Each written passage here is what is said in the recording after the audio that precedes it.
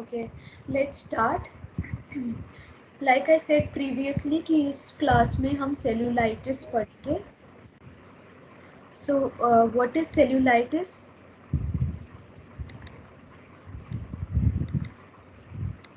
Cellulitis क्या लगता है आपको क्या है? Inflammation of the cells.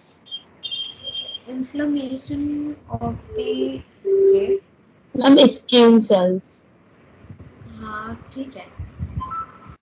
It is the inflammation of the cells, inflammation of the skin cells या skin tissues. इसमें क्या होता है? It is a common and sometimes painful bacterial skin infection. It may first appear as red swollen area that feels hot and tender to touch. The redness and swelling can spread quickly. तो ये एक infection होता है, बहुत painful होता है ये skin infection होता है. और ये कैसे दिखता है? रेड एरिया दिखता है, देखो स्वेलिंग हो जाती है, रेड एरिया सा नज़र आता है. और ये रेडनेस ये और इसके अलावा ये हॉट एंड टेंडर होता है. टेंडर मतलब अगर कोई टच करेगा तो बहुत पेन होगा. और उसके अलावा हॉट भी नज़र आता है, टच करने पे पता चलता है. और the redness and swelling can spread quickly. और इसकी जो रेडनेस और स्वेलिंग होती है वो क्विकली स्प्रेड हो जाती है. ठीक है. अगर इसको सही से ट्रीट नहीं किया जाए तो इसके बहुत सारे कॉम्प्लिकेशंस हो सकते हैं. पेशेंट का पैर भी कट सकता है, याद रखना, क्योंकि ये इन्फेक्शन अंदर के टिश्यूज़ में फैल सकता है, अंदर के मसल्स में फैल सकता है और फ्लैश ईटिंग हो सकता है ये इन्फेक्शन. और इसकी वजह से पेशेंट का पैर जो है पूरी तरीके से ख़राब भी हो सकता है, या हाथ, या जहाँ पर भी ये सेलुलाइटिस होता है. तो इसीलिए इसको ट्रीट करना जल्द से जल्द ज़रूरी होता है. It most often affects the skin of the lower legs. Although the infection can occur anywhere on the persons body और फेस.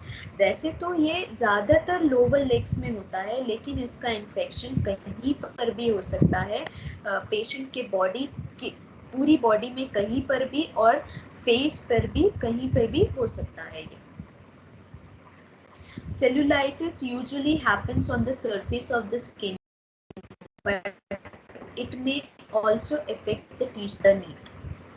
तो वैसे तो सेलुलाइटिस जो है सरफेस पे होता है, स्किन के सरफेस पे होता है, लेकिन अंदर के टिश्यूज को भी ये अफेक्ट कर सकता है. और इन्फेक्शन जो है ब्लड स्ट्रीम और लिम्फ नोड्स तक भी फैल सकता है. ये बहुत जल्दी फैलता है, इसलिए इसमें ट्रीटमेंट की जल्द से जल्द ज़रूरत होती है. Cellulitis symptoms include pain and tenderness. क्या क्या होगा? पेशेंट को बहुत पेन होता है, ठीक है, टेंडरनेस होता है, रेडनेस होता है, inflammation of your skin, skin सोर और रैश दैट ग्रोज क्विकली. तो स्किन सोर या फिर रैशेस होते हैं जो एकदम से बढ़ते रहते हैं, रोजाना उसमें वो बढ़ेगा. जो भी रैश होगा या रेडनेस होगी वो रोजाना जो है बढ़ेगी. Tight glossy swollen skin. तो स्किन कैसी होगी? टाइट होगी, ग्लॉसी होगी और स्वेलिंग होगी वहाँ पर. A feeling of warmth in the affected area. तो अफेक्टेड एरिया में क्या होगा?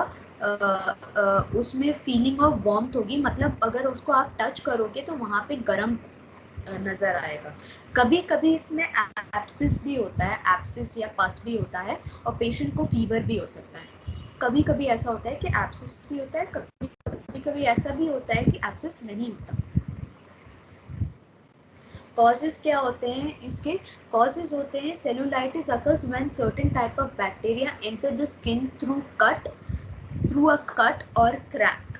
अगर कोई बैक्टीरिया कट की वजह से या क्रैक की वजह से स्किन में एंटर हो जाता है तो तब पेशेंट को सेलुलाइटिस होता है. इसमें स्टेफाइलोकोकस की वजह से होगा या स्ट्रेप्टोकोकस बैक्टीरिया की वजह से होता है ये.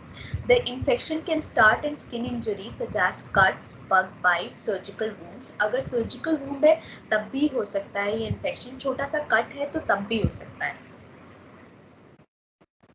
रिस्क फैक्टर्स क्या क्या होते हैं? अगर पेशेंट को कट है तो तब होगा. इम्यून सिस्टम वीक है तो तब होगा सेलुलाइटिस. अगर पेशेंट की स्किन ब्रेक हो चुकी है, एक्जिमा है, एथलीट्स फुट है, तब होगा सेलुलाइटिस. आईवी ड्रग यूज़ करता है पेशेंट तो तब होगा सेलुलाइटिस. डायबिटीज है पेशेंट को तो तब होगा। स्वेलिंग ऑफ योर आर्म्स और लेग्स, अगर स्वेलिंग है आर्म्स की लेग्स की तो तब होगा। ओबेसिटी है तो तब भी हो सकता है पेशेंट को। लिम्फेडिमा एक एक्चुअली एक डिजीज कंडीशन होती है जिसमें हाथ पैर सूज जाते हैं लिम्फ की वजह से, वहाँ पे लिम्फ का एक्यूमुलेशन होने लगता है और ब्लड सप्लाई प्रॉपर नहीं हो पाती, तो उस वजह से भी हो सकता है। और सेल्यूलाइटिस अगर पहले हुआ है तो तब भी हो सकता है। Is that clear? सेल्यूलाइटिस होता क्या है, उसके सिम्टम्स क्या क्या Yes, है, ma'am. कॉजेस क्या क्या है, रिस्क फैक्टर्स क्या क्या है, ठीक है। मैम एक बार सिम्टम बता दीजिए। सिम्टम्स में पेन और टेंडरनेस होगा पेशेंट को, पेन बहुत ज़्यादा पेन होता है और हाथ लगाने पर भी पेन रहता है पेशेंट को, ठीक है। और पेशेंट को इन्फ्लेमेशन, रेडनेस नज़र आएगी स्किन पर, रैश जो है बढ़ता रहेगा, ये जो रेडनेस है ना ये बढ़ती रहती है, दिन बर दिन ये बढ़ता रहता है रेडनेस, जो कि अच्छा साइन नहीं है।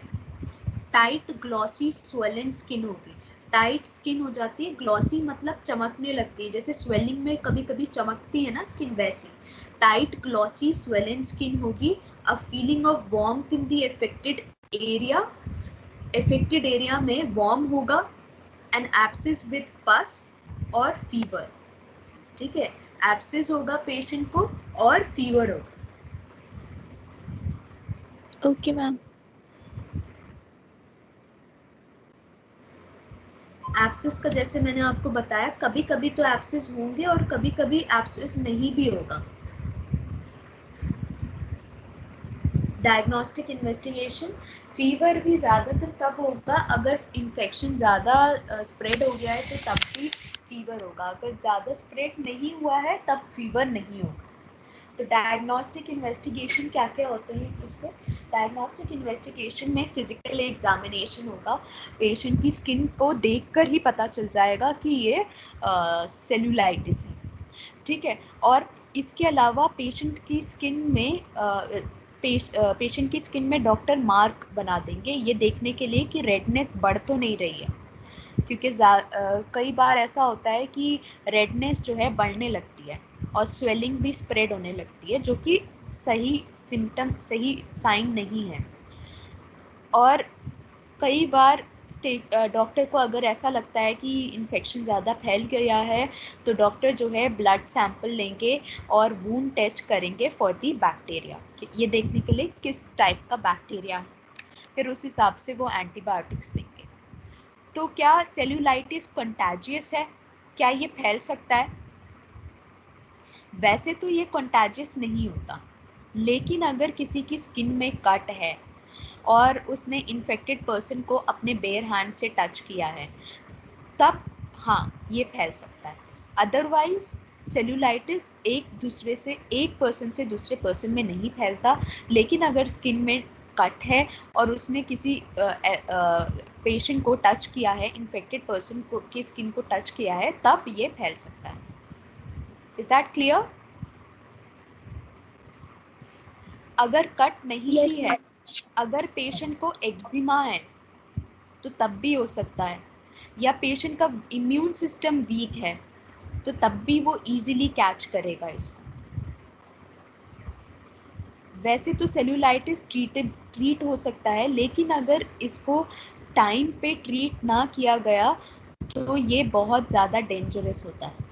The bacteria can spread to the underlying tissue और द मसल्स, और फिर नेक्रोटाइजिंग फसाइटिस हो सकता है, और पैर जो है ख़राब हो सकता है, या जो भी एरिया है वो ख़राब हो सकता है पूरी तरीके से, और उसको काटना पड़ सकता है।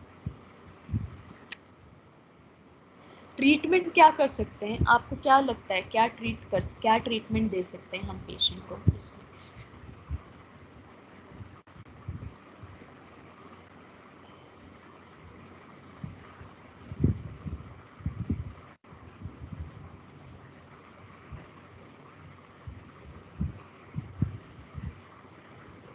क्या लगता है आपको, क्या ट्रीटमेंट दे सकते हैं हम पेशेंट को? मैम सिस्टमेटिक एंटीबायोटिक दे सकते हैं। Okay, very good, systemic antibiotics देंगे। और